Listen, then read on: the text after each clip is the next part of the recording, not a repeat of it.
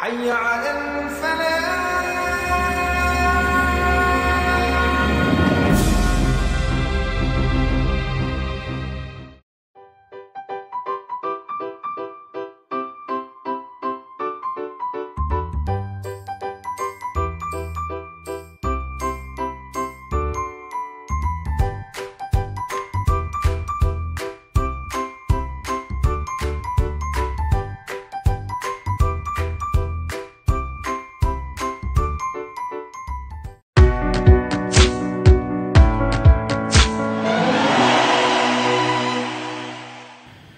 Alhamdulillah wa syukurillah, pada malam hari ini kita ada acara takhfif Ramadan. Tentunya saya hanya sedikit memberikan satu materi, hanya mengingatkan karena sudah hafal, tapi kadang-kadang hafal juga lupa, maka mengingatkan bahwa di bulan suci Ramadan yang tidak boleh tidak sebelum kita masuk harus kita miliki adalah ilmu yang terkait dengan puasa bulan suci Ramadan. Jadi ada ironis di tengah-tengah umat Islam, begitu dia mau haji, dia manasik terus. Bisa seminggu 2 kali, gak baca rajin. Padahal hajinya cuma sekali. Begitu udah haji, udah nggak dipelajarin, tapi dia manasik itu bisa sampai 3 bulan. Artinya sebelum melakukan ibadah haji, dia kuasain betul bagaimana ilmu tentang hajinya itu. Nah, mestinya semuanya begitu. Begitu mau masuk bulan suci Ramadan, ilmu tentang puasa itu mesti dikuasai. Syarat, rukun, dan lain sebagainya. Begitu juga mau sholat, itu mesti dikuasai juga.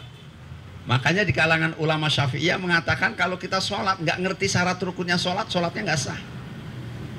Kalau kita mau puasa nggak tahu syarat rukunnya puasa, batalnya puasa, ya puasanya nggak sah juga.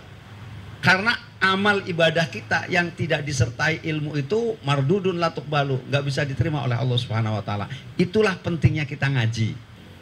Di dalam ibadah puasa yang tidak boleh tidak harus ada, itu adalah pada rukun. Bahwa dalam rukun ada niat, satu. Yang kedua,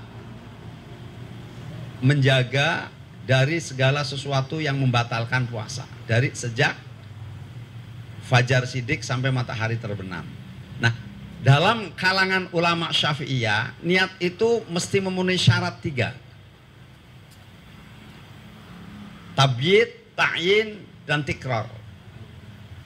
Puasa Ramadan niatnya mesti sebelum fajar sidik, malam hari sampai sebelum fajar sidik. Kalau habis sholat subuh baru ingat, oh belum niat, puasa jalan terus, tapi wajib qadha. Kemudian ta'yin, sehingga di kalangan ulama Syafi'i ada nawaitu soma ghodin an adai fardhi syahri ramadhani. Kalau saya pakainya ramadhani. Di dalam kitab Fathul Mu'in pakainya ramadhani. Tapi kalau pakai ramadhana nggak apa-apa juga. Itu kan otak-atik ilmu alatnya. Ya biarin aja. Tapi banyakannya begitu. Yang sono ramadhana, yang sono ramadhani, nani begitu. Gitu. Jadi kemudian tikror, artinya setiap satu niat puasa hanya untuk satu puasa. Walaupun di kalangan ulama madhab Syafi'i tetap untuk ikhtiyat memperbolehkan niat sekaligus 1 bulan. Ini hanya untuk ikhtiyat, kalau lupa sudah aman. Tapi di malam pertama, itu biasanya kami di pesantren malam pertama ada niat full sebulan dulu, baru niat harian. Nah, kemudian menjaga segala sesuatu yang membatalkan puasa dari mulai fajar sidik sampai terbenam matahari. Nah, ini kadang-kadang mohon maaf, ini ada di beberapa masjid, itu jamnya ngaco. Saya tahun lalu, itu ada musola sebelah, udah azan, padahal maghribnya masih kurang 5 menit. Ya. Siapa yang tanggung jawab? Ini penting. Jadi sebelum yakin bahwa matahari itu terbenam, jangan. Nah, yang membatalkan puasa, saya cuma mau bahas 2 ya. Yang pertama, makan minum dengan sengaja. Jadi kalau nggak sengaja, lupa, jangankan cuma sesuap, sepiring juga nggak batal. Iya. Begitu kita pulang kerja panas-panas, di meja ada cendol. Begitu lagi dimakan cendol, begitu udah habis rapi, anaknya bilang, bapak, cendolnya mana? Nggak puasa ya? Astagfirullah, alhamdulillah. Astagfirullahnya taubat keliru, alhamdulillahnya nikmat. Iya. Ya. Tapi hati-hati. Karena kalau bulan suci Ramadan kepengin lupa nggak lupa-lupa. Kapan saya bisa lupa? Makan setengah piring begitu. Nah, itu. Jadi ini penting. Kalau lupa nggak apa-apa. Yang kedua, masuknya benda terlihat mata kepada rongga anggota tubuh normal. Masuknya benda terlihat mata pada anggota tubuh normal. Benda terlihat mata, padat, cair, jeli, bubuk, asap. Ini kelihatan mata semuanya. Jadi mohon maaf kalau yang kena ambeien biasanya dia harus pakai jeli memasukkannya itu. Nah itu jeli. Batal. Kemudian lubang anggota tubuh normal. 2 lubang telinga. 2 lubang hidung. Tenggorokan, bukan mulut ya, tenggorokannya. Kemudian dubur, kubul, dubur, depan belakang. Ini normal. Lalu mata bagaimana? Mata ini ikhtilaf. Maksudnya ikhtilaf, kalau bola matanya nggak diambil memang lubangnya nggak normal, nggak kelihatan. Tapi kalau diambil tuh tembus ke hidung, tembus ke mulut. Oleh karenanya, kalau kita misalkan asap nih ya, kelihatan mata kan? Ada yang perokok, ini kalau sudah perokok kuat ini, ya Allah, dia bilang mendingan nggak makan sehari daripada saya nggak ngerokok.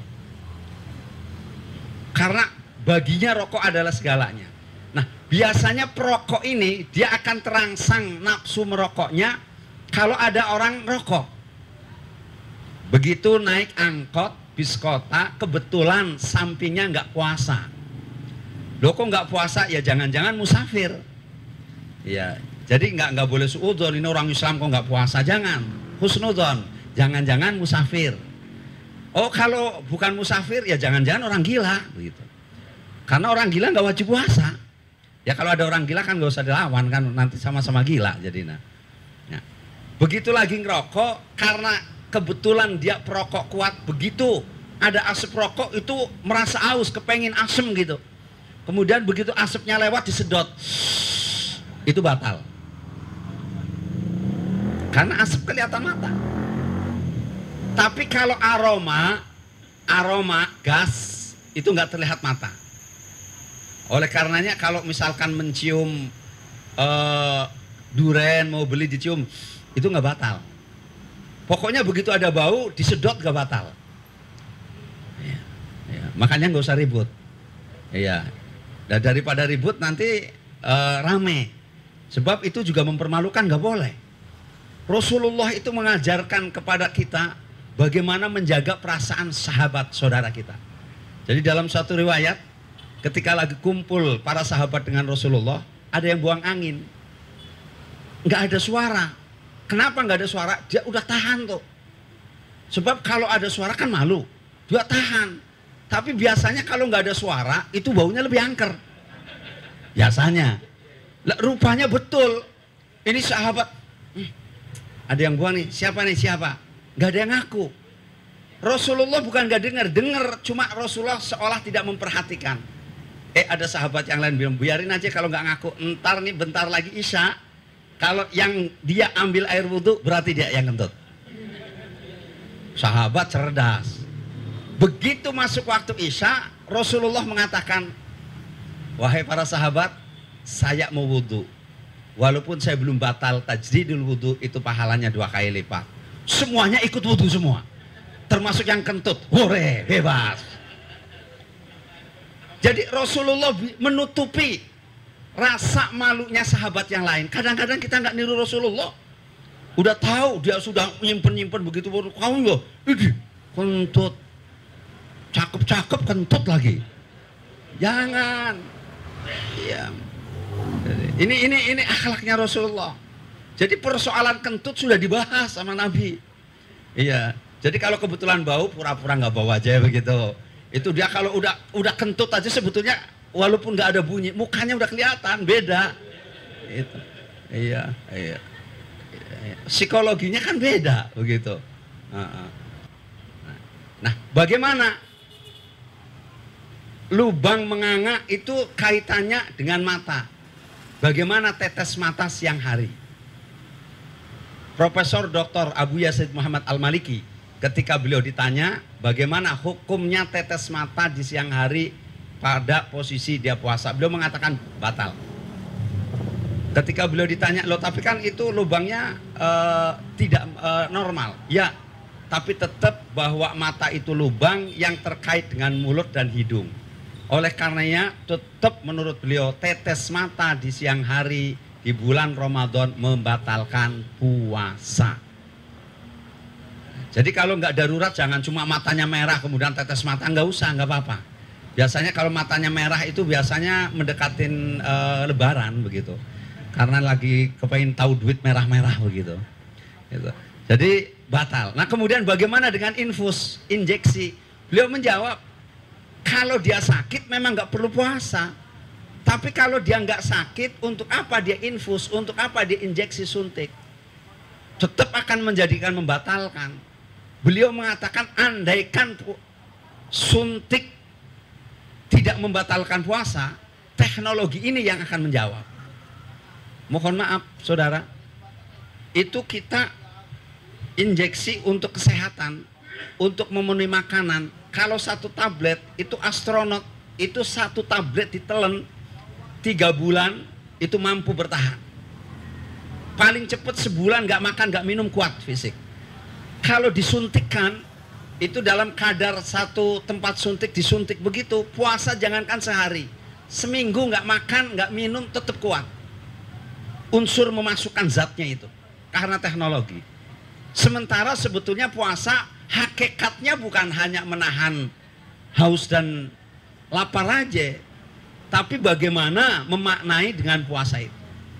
Nah, oleh karenanya yang terakhir, di dalam bulan suci Ramadan orang akan merugi. Yang pertama nggak mendapatkan Lailatul Qadar, rugi. Yang kedua tidak mendapatkan ampunan kayaumi waladathu ummuh. Di dalam kitab Fawahidul Hisan itu ada sebuah riwayat hadis Rasulullah SAW, mamin muslimin fayaqulu inda iftarihi.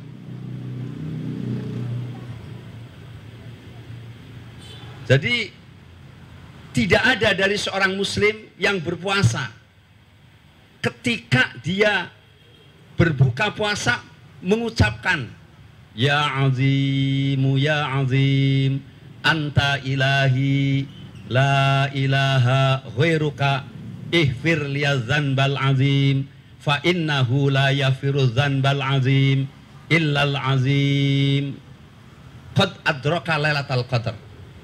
Rasulullah mengatakan sungguh dia telah mendapatkan Lailatul Qadar. Artinya pahala Lailatul Qadar ini akan diperoleh bagi orang yang ketika mau buka puasa membaca kalimat itu 3 kali. La ilaha illallahul halimul karim subhanallahi rabbis samawati sab'i wa rabbil arsyil azim. Kemudian di dalam kitab Kanzun Najah wa Surur halaman 281, Syekh Abdul Hamid Al-Quds Al-Maki Asy-Syafi'i, beliau itu mengajar di Masjidil Haram itu tahun 1961. Kitab ini ditulis sama beliau 1967. Itu menukilkan hadis di dalam kitab itu dari Anas Ibnu Malik. Siapa yang berpuasa di bulan suci Ramadan, kemudian ketika mau berbuka puasa dia membaca Ya Azimu Ya Azim Anta ilahi la ilaha ghairuka ihfir liya dzanbal azim fa innahu la yafiru dzanbal azim illal azim, kecuali dosanya keluar sebagaimana anak yang baru dilahirkan dari perut ibunya. Artinya membaca Ya Azimu Ya Azim sebelum berbuka puasa itu jaminan dari Rasulullah adalah dia begitu selesai buka puasa dosanya habis semua. Bayi yang baru lahir itu nggak punya dosa. Bahkan menurut akidah Ahlus Sunnah wal Jamaah, anak pelacur sekalipun dia lahir jet, dia nggak punya dosa. Anak orang kafir, bayi yang lahir dari perutnya orang kafir, anaknya tetap nggak punya dosa. Ini jumhur ulama Ahlus Sunnah dalam akidahnya. Nah, adapun kemudian nanti dia masuk sorga atau masuk neraka atau justru dia masuk kepada alam a'raf. Nah, ini ada perbedaan pendapat. Tapi tidak ada satupun pandangan Ahlus Sunnah yang mengatakan dia akan berada di antara manzil baina manzilatain. Sebab keyakinan manzil baina manzilatain itu adalah keyakinan dari Mu'tazilah. Jadi yang ada, apakah anak ini nanti masuk sorga atau justru kembali ke alam a'raf. Itu. Tapi yang paling masyhur ulama Ahlus Sunnah sepakat itu mereka akan menjadi wildan, anak-anak sorga yang akan menjemput orang tuanya di sorga. Jadi itu saja yang dapat saya sampaikan, sengaja untuk targhib. Jadi sebelum puasa kita sudah mempersiapkan diri, dan tolong jangan ikut acara ngabuburit.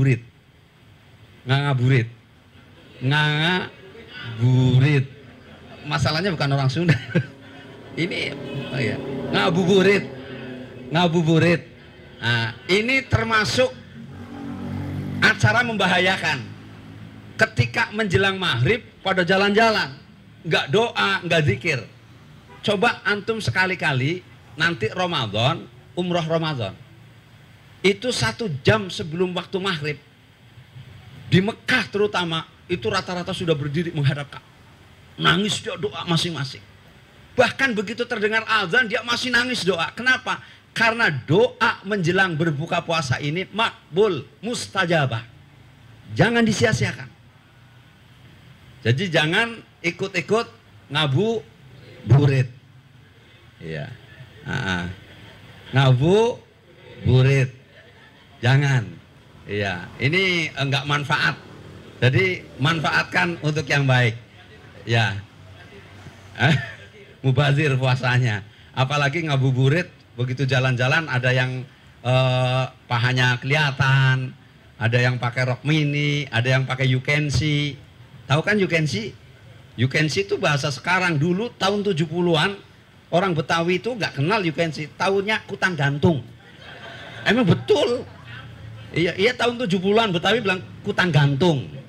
Ya begitu sudah zaman now ngerti bahasa Inggris, you can see. You kamu can boleh dapat, si melihat, kamu boleh ngeliat ketek saya, begitu. Itu perubahan bahasa zaman now. Mudah-mudahan bermanfaat. Kurang lebihnya mohon maaf. Wallahu a'lam bishawab. Wassalamualaikum warahmatullahi wabarakatuh.